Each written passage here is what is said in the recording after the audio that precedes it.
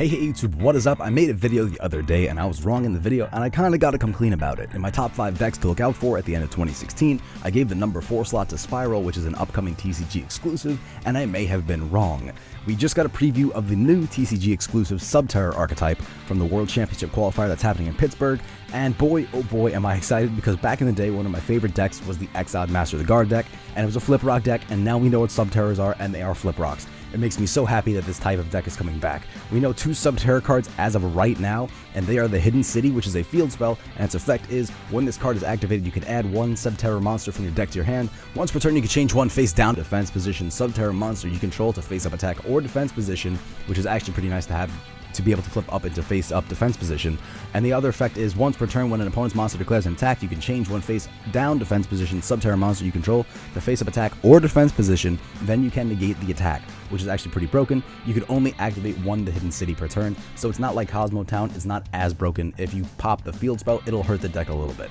The other card we know from the Subterror archetype is Subterror Behemoth Stalagmo. It's a level 10 Earth Rock flip effect monster with 2800 attack and 2100 defense. Its flip effect is, you can discard 1 Subterror monster, and if you do, draw 2 cards, so it's built-in Pot of Greed, which is really nice. It says you can only use this effect of Subterror Behemoth Stalagmo once per turn. When a face-up monster you control is flip face down, if you control no face-up monsters, you can special summon this card from your hand in defense position. Once per turn, you can change this card to face down defense position. Now, Stalagmo's effect is actually very interesting because first, his flip effect is not cost, so if you flip him up to use his draw effect and your opponent negates it, you don't have to discard a card as cost because there is no cost. So it's actually pretty decent that you don't lose hand advantage if your opponent negates Stalagmo's effects.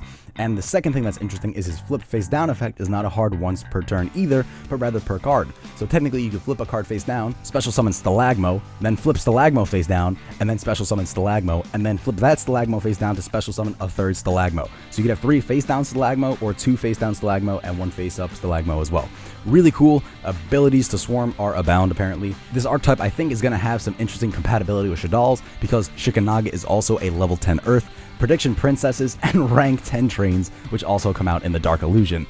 Though I think the best combination will probably be Prediction Princesses. I'm actually excited to see how you could probably use Gustav Max in this deck. It's going to be nuts. And I say Prediction Princesses because that deck is all about flipping face down and flipping face up, so I think these 3 cards from the Prediction Princess archetype are going to fit best with Subterrors, and that is Prediction Ritual, as it leads into the next Prediction Princess, which is Tarot Tray, whose effect is, you can ritual summon this card with Prediction Ritual. During your end phase, you can special summon 1 flip monster from your hand or graveyard in face down defense position. You can only use one of the following effects of Prediction Princess Tarot Tray once per turn, and only once that turn. During either player's turn, target 1 face down monster on the field, change it to face up attack position, and the second effect is, during either player's turn, you can target 1 face up monster on the field, change it to face down defense position. I also think that Prediction Princess Konorma is good because it is a low level, it's able to be normal summoned, and it has the flip effect of, you can special summon 1 level 3 or higher flip monster from your hand or deck in face down defense position.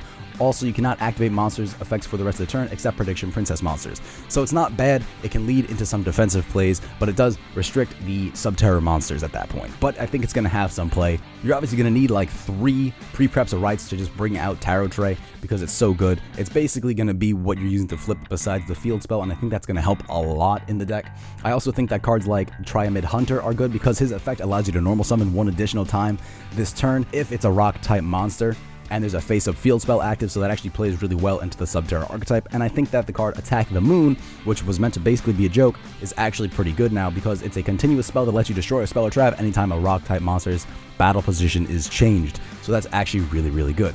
Anyway guys, that's it for this video. I hope you enjoyed it. If you liked it, don't forget to follow me on Twitter @Schwabs to see when I post these videos, or like my Facebook page. The links to those are in the description. And if you really liked it, don't forget to click subscribe because it's free, it's fun, and I'll see you guys in the next one.